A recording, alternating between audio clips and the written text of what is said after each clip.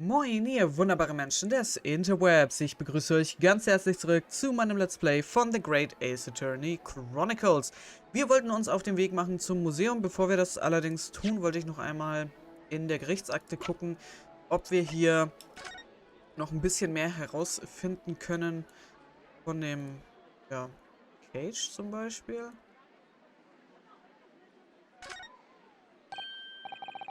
Look here, Miss Susato. Oh yes, the wood's cracked and broken a little, I suppose because it fell from such a height? Yes, from the height at which the balloon was flying down into the crystal tower below. A fall of about 30 feet, or 9 meters, leaving the man inside tragically dead. Okay.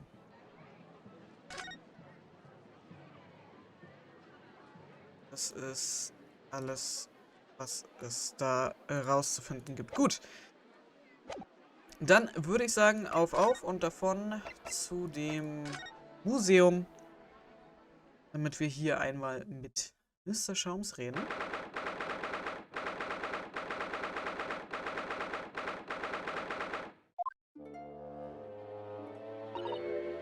Oh my, no wonder it's called the House of Horrors.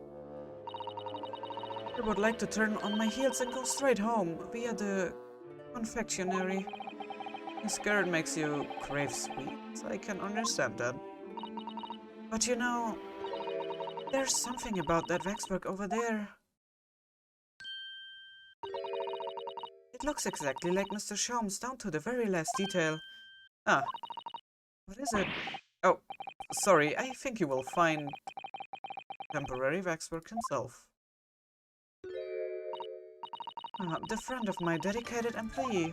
Oh, yes, hello again. It's Ryunosuke Naruhodo. I must say I'm quite spellbound by the great detective. He's a marvel. My precious waxwork is already back where it belongs. You don't mean... But yes, the mystery is solved already. Wow, Mr. Sholmes can really engage his brain when he's hungry enough. So as you can see, he has returned to his little duties. Yes. His duties? Lure, do not disturb, huh?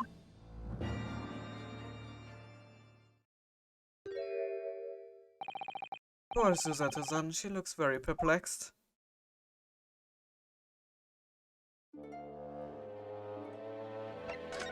Okay, wir müssen aber leider Gottes mit ihm reden, deswegen... You really do not need to speak with Mr. Sholmes, and I'm longing to say... You really do need to speak with Mr. Sholmes, and I'm longing to say hello again. But where is he? I think you might find that he's quite nearby, actually. What do you... Indeed, my dear fellows, it is I. The world-famous great detective and waxwork Sherlock Sholmes.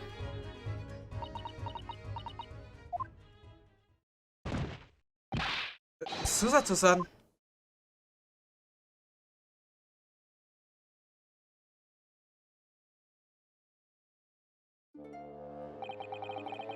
My most humble apologies. I thought I'd die and gone to eternal paradise for a moment, London. My dear madam, allow me to make amends by offering you a tasty free deduction at some point. As long as it's not of questionable street food quality. I don't understand. Why are you working as a waxwork here, Mr. Sholmes? Merely a secret identity, you understand, though the case is largely solved now. Largely solved? We are talking about the waxwork abduction, I presume.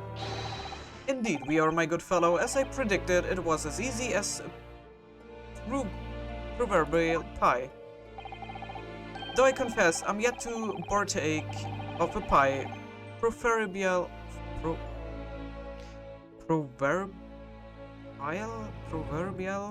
or otherwise. Ich butcher das Wort einfach und wir lassen es dabei erstmal stehen. Or any food, so for today, for that matter.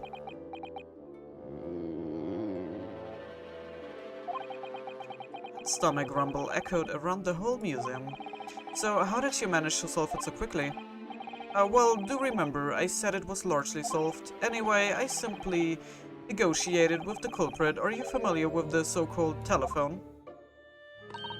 Oh yes, it's a most modern invention, allowing you to hold a conversation with people far away. In Japan, only the imperial capital and a handful of other cities are connected as yet. This morning, a telephone call was received here from the perpetrator of the abduction. As such, I was able to negotiate terms, and in the end, the waxwork was returned. That's amazing.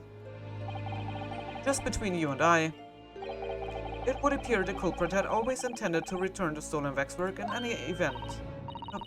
But I thought whoever was responsible had demanded a ransom, no? Yes, I think perhaps the ransom demand was necessary to avoid unwanted suspicion regarding the true motive. But does that not mean your negotiation was entirely unnecessary? A fact that I must ask you to keep from Madame Tuspel's at all costs.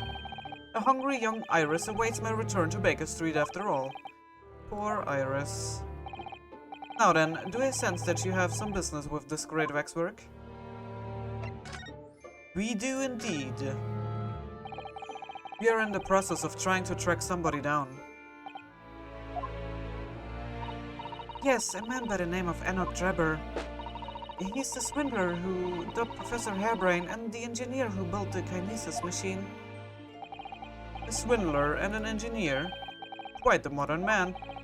He also seems to be a conjurer of sorts too, with a considerable knowledge of stage magic. We really need to locate him before the trial resumes tomorrow morning. But we have so few clues to go on, that's the trouble. Do you have any good ideas? I have no data yet. It is a capital mistake to have good ideas before one has data. If I knew something of the man's appearance, at least I may be in a better position to help. Yes, Drebber's appearance. Fortunately for you, however, presently I have little to occupy myself and little to fill my stomach. As soon as you find any clue, no matter how small, I should gladly give you my thoughts on it. Mr. Sholmes, did you lie to us? My dear Mr. Naruhodo, stay that piercing stare. What is this about? Last winter, when we were first on our way to Britain aboard the steamship, your words were very clear. So then, let us unravel this mystery and discover what events led to this curious murder. You told us that it was murder, and you examined Kazuma-sama's body. Indeed, and wherein lies the problem? We met him earlier today, the victim, Kazuma Asogi. You're quite sure? He was wearing some sort of mask and was apparently suffering from amnesia. But yes, I'm quite sure. It was Kazuma-sama. You must have known at the time, Mr. Sholmes, that he wasn't actually dead. Well, I can only assume I was swept up in the murderous atmosphere of the moment. But the fellow wasn't dead at all? Priceless. I don't suppose the performance would pass muster, would it, Mr. Naruhodo? I could believe that the crewman present at the time made a mistake, but not you, Mr. Sholmes. I will now tell you something of the first importance, my dear fellow. Great detectives are wont to lie. It will serve you well to remember that. Please, Mr. Sholmes. Tomorrow in court, you will find yourself on the threshold of a very great mystery. For now, I'm afraid that is all I can say.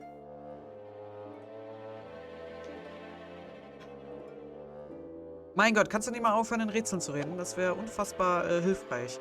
Können wir ihm noch was zeigen? Ich glaube, wir können ihm noch das Bild zeigen von Drebber. Mr. Sholmes, would you cast your eyes over this photographic print? It's of Mr. Drebber, the face of the engineer we seek. Well, all Englishmen look broadly the same, of course. so looking at the photograph won't be particularly instructive. Are you right, Mr. Sholmes? Ah, yes, forgive me. Very interesting. Very interesting indeed. What's wrong, Mr. Sholmes? You've turned quite pale all of a sudden.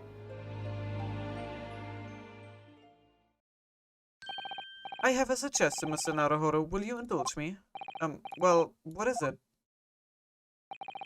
As I explained to you when you arrived, the missing waxwork has been returned, and I personally reinstalled it in the exhibit from which it was taken behind those thick curtains.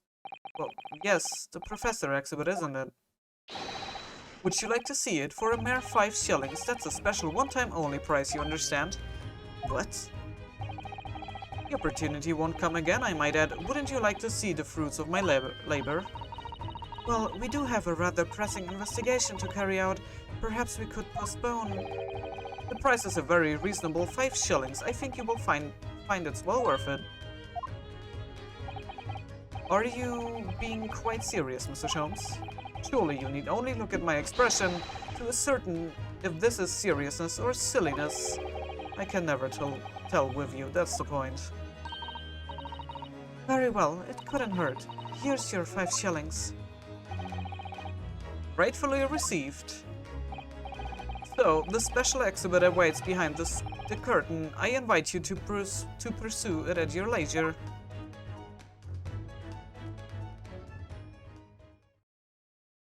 Okay. Well, the money's been spent, so let's go and see the special exhibit. Through those heavy curtains at last.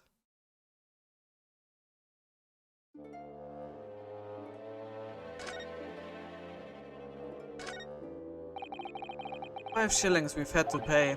It doesn't seem right somehow that Mr. Sholmes slipped the money into his own pocket, does it? Oh.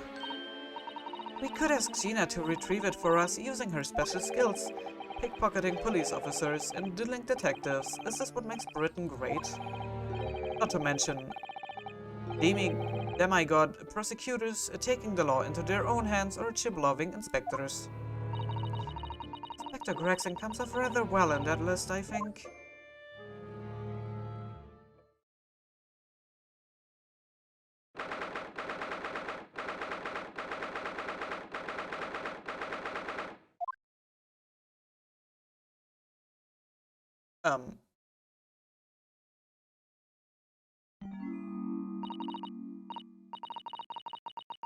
Dear, I felt a shiver run down my spine as soon as we walked in here. Miss Susato, I say we turn on our heels and go straight home, via a really big confectionery. We certainly can't do that. We've paid 5 shillings already. True. Actually, now I'm looking a little more closely. We've paid good money to see an exhibit that's clearly incomplete. The nerve of the great diddling detective is far more terrifying than anything else in this place. This must be what Mr. Sholmes meant when he said the case was largely solved. Be that as it may, Mr. Sholmes heavily implied there'd be a clue about the engineer in here, didn't he? But where? Since we've paid 5 shillings, let's do 5 shillings worth of investigation, shall we? Yes, we will get what we paid for. Is that fear of frustration that's making Susato-san's voice tremble?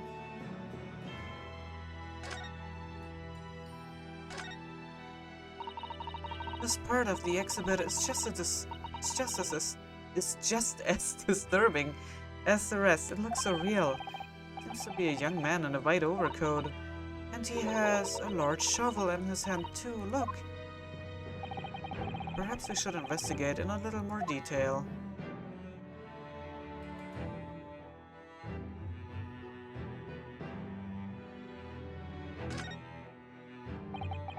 What's this here?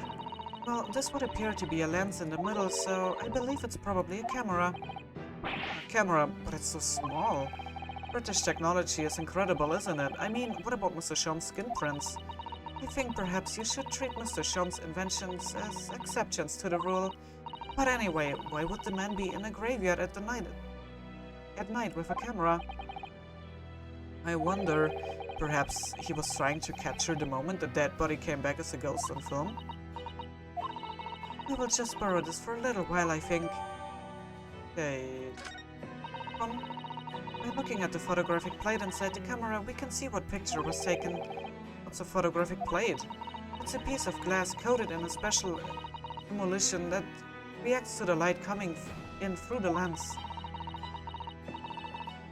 If we open the cover at the back of the camera, we should find it. Let's have a look. You should see yourself, Susato-san. Your eyes are shining. You really do like machinery, don't you? Kann ich hier nicht das... I can see his face very well, can you? Perhaps if I just... Oh, do you think you should be manhandling the exhibits, Mr. Naruhodo? I will put it back exactly as it was, don't worry.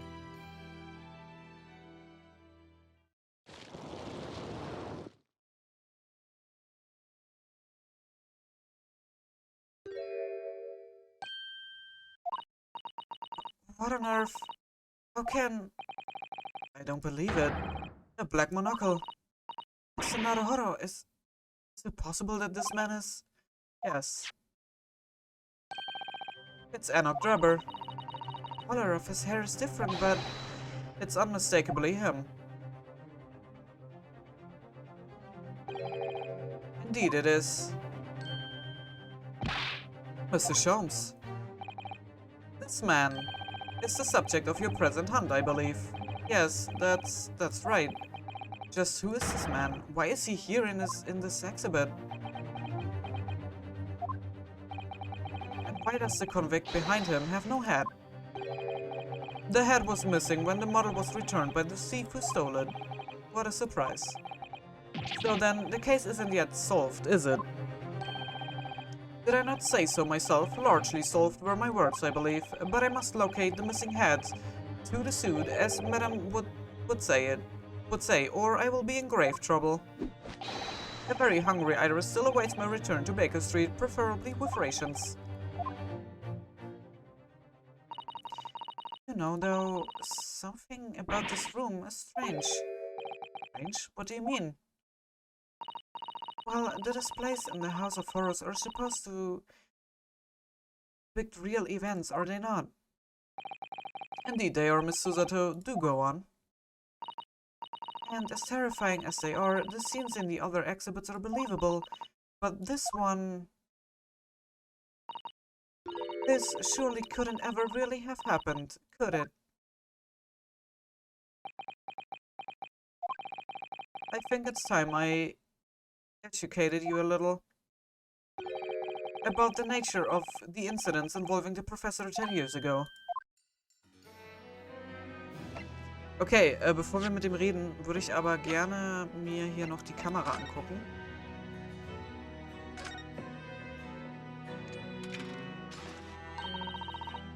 What a wonderful machine. Really love contraptions like this, don't you? Oh yes, anything mechanical I find absolutely irresistible. Almost irresistible, surely. Well, whenever I see a pocket watch, for example, I can't help myself. I simply have to take it apart. That's worrying. Yes, father tells the time by the rumblings of his stomach now. He's given up having a watch. Poor Professor Mikotoba. Mr. Naruhodo, what is it? On the bellows, just there seem to be some very dark red stains. Yes, you're right. It's like blood, actually. Oh my. I'm sure it's not what you're thinking. Okay. Blut auf der Kamera.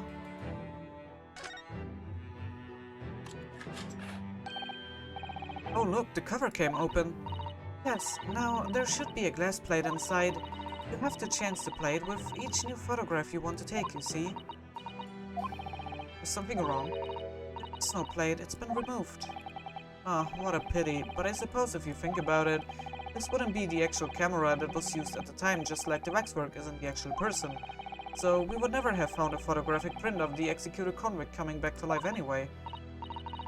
Yes, you're quite right, of course. Poor Susato-san, she looks devastated.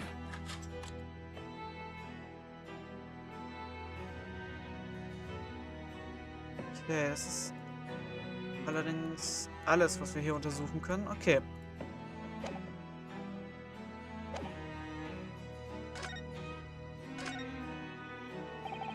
I believe I told you a little about the professor yesterday, did I not?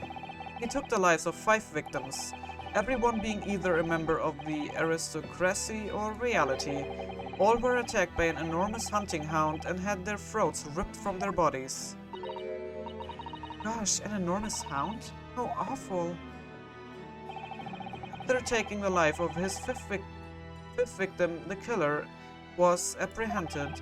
It was a case of unprecedented magnitude in Britain, you understand. Accordingly, the professor was tried in a closed court. No members of the public were permitted. A closed court? So you mean that the professor's identity... As you've summarized, my dear fellow, his identity was never made public. Naturally, he was found guilty and was summarily sentenced to death by hanging. He was buried in a grave at Lowgate Cemetery, which adjoins the rear of the prison where he had been held.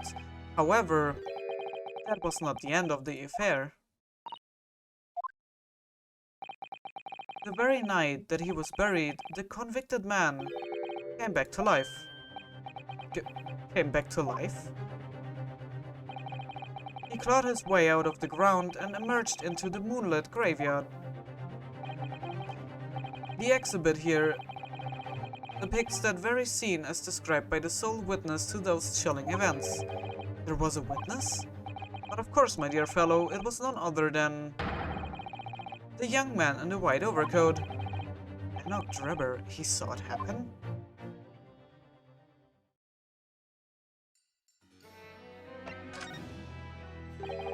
So, this is a waxwork model of Enoch Drebber.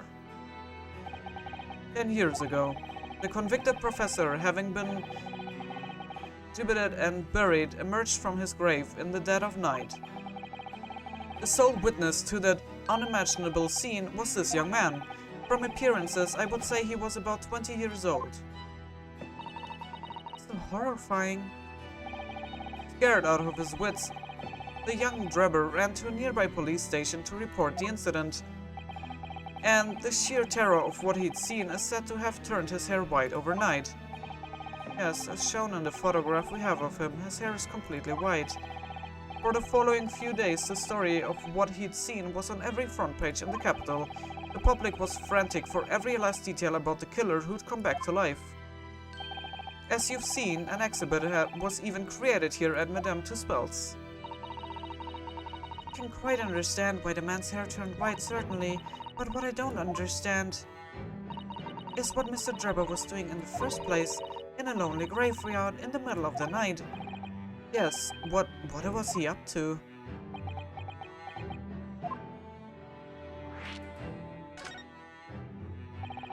The professor's acts of terror threw London's upper classes into complete panic 10 years ago. It was a great scandal, one might say, at the very highest levels of society. And since the killer's identity was never made public, rumors abounded. After all, no killer had ever before systematically employed a dog as a weapon of murder. Yes, I can imagine the impact the case must have had. But in time, of course, the rumors abated. So too the talk of the shocking witness account of the convict who came back to life. It was forgotten, dismissed as a dubious ghost story, as a preposterous parlor tale. But why did people stop believing it? Why? Simply because there was no resurrection to speak of, as was established in fact. What do you mean by no resurrection? The police investigated the grave in Lowgate Cemetery and published their findings. The convict's body was found to be buried exactly where it had been following the execution. That would mean Mr. Drebber must have lied to the police and the newspapers. That would appear to be the only logical explanation, yes. The young man subsequently vanished from society and nothing has been heard of him since. It's rather striking then that he should resurface now, don't you think? Of course, the convicted murderer couldn't really have come back to life. That's not possible. But Drebber's hair is unusual white, and if that really did happen overnight as a result of shock, it's hard to believe the incident was an out-and-out lie. Okay. Also ein paar Sachen hängen ja jetzt mit dem Hound of the Baskervilles Fall zusammen. Bin mir jetzt nicht sicher, ob wir das dann noch während der Verhandlung ansprechen werden oder ob das eben wichtig für den nächsten Fall sein wird. Aber ich weiß jetzt sonst nicht, wie ich hier weiter verfahren soll. Weil, obwohl, wir können ihm die Kamera eventuell noch zeigen. Mr. Schaums, about this. As you will see, I'm rather busy at the moment. If it's advice you seek, come to my office tomorrow and I shall be happy to help you. Shall we say Rubens per item as a consolation fee? Rupens. That's 2 hours of gas, that is. Aber Mr. Schaums braucht sehr dringend Geld. Okay, dann ist jetzt meine Frage. Okay, ihn habe ich untersucht. Vielleicht gucken wir uns einfach noch ein bisschen weiter um hier. Hilft uns das ja weiter. This must be the killer, the fiend known as the Professor. Yes, I think so. According to what Madame Tuspel said, he killed 5 victims, all of noble or royal blood. The waxwork is so lifelike, isn't it? Like all the models in this place. Was ich mich jetzt aber frage ist, sollte der eventuell wirklich wieder zum Leben erwacht sein, könnte es nicht sein, dass einfach, also eine andere Leiche im Grab gelegen hat? Also ich denke, das ist jetzt extrem weit hergeholt natürlich, aber dass dann ja eine andere Leiche vergraben wurde und der Professor dann eigentlich noch lebt und auf freiem Fuß ist, und weil die Identität von dem Professor wurde ja nie öffentlich gemacht, also auch wenn die Polizei das jetzt untersucht hat, könnte es nicht sein, dass die Polizei auch nicht so genau wusste, wie der Herr nun aussieht? Also, weiß nicht, die Möglichkeit würde ja bestehen, oder? Also, könnte sein. Ist, wie gesagt, ist sehr, sehr weit hergeholt, aber wäre eine Theorie. I know, it looks like it could start moving at any moment, doesn't it? If only it had a head, that is. Perhaps we should examine it in a little more detail.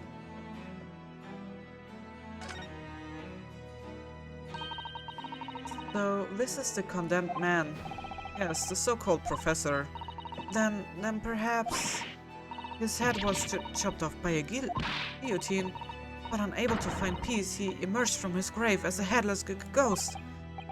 Do we have to entertain such terrifying ideas, Miss Susato? Anyway, I'm sure the model had a head once. There is a metal fitting for it, see? Then perhaps Mr. Schaum's absent-mindedly forgot to reattach it? That's an extremely absent-minded detective you're describing, isn't it? Or perhaps the thief absent-mindedly forgot to include the head when he or she returned it to the museum? And that would be an extremely absent-minded thief. Would there have been some reason why only the head wasn't returned? Well, whatever the reason, it means we don't know what the face of the infamous professor looked like, do we? Genau, und jetzt habe ich eben um zu dieser Theorie noch was hinzuzufügen, ist, eventuell wurde ja diese Figur gestohlen, damit die Identität vom Professor nicht bekannt wird, damit dann eben keiner weiß, wie er aussieht, damit, ja, falls er eben doch noch lebt, dass es für ihn einfacher ist, unbekannt durch die Gegend zu laufen. Irgendwie so.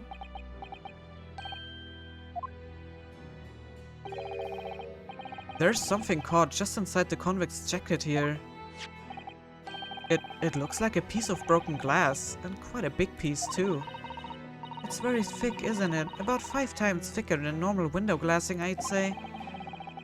Where could such a thick piece of glass have come from, I wonder? I suppose it must have been made thick to increase its strength. But why? Well, perhaps because the glass had to span a particularly wide area, such as in a big building, for example. Oh, ist das vielleicht vom Crystal Tower? Well, we've seen a large glass building recently, haven't we? And some of the glass was broken too. You don't mean...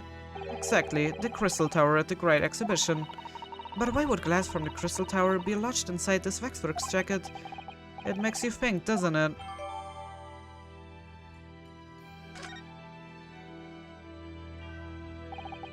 Early in court, we established that the kinesis experiment was a trick, and now we discover this fragment of glass here in this waxwork. Is it just a coincidence?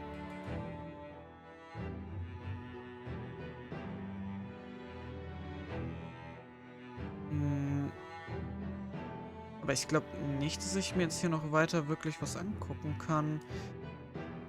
Kann ich die Glasscherbe untersuchen?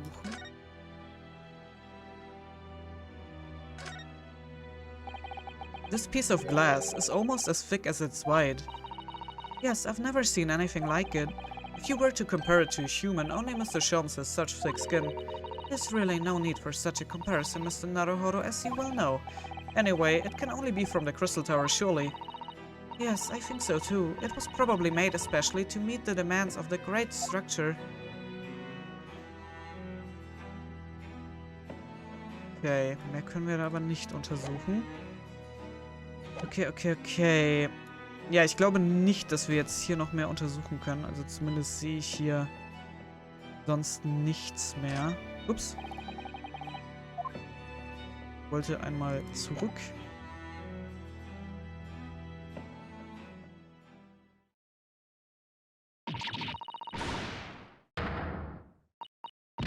Oh, what the bleeded Naruhodo? Oh, what have you gone and done? Gina, what are you doing here? I asked Iris, and she said this were here at Pisa. Gina, not so loud in the museum. Madame Tuspals will have you take a position as a waxwork if you're not careful. I think there might be a more pressing concern. I still had some flesh powder left from 6 months ago, so... Alright, Gina, we understand, but please, put down the gun.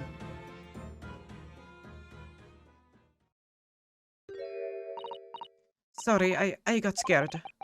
You should try being the one on the other end of the barrel. So, what brings you here, Gina? What brings me here? What you think? We found it. We found the dodgy Cov's workshop. What? You found Drebber's workshop? Yep. Toby's nose took me straight there. The boss and the others are heading over there now in the Drek, so come on.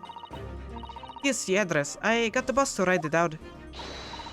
Oh, thank you, Gina. We will make our way there at once. Alright then, see you there.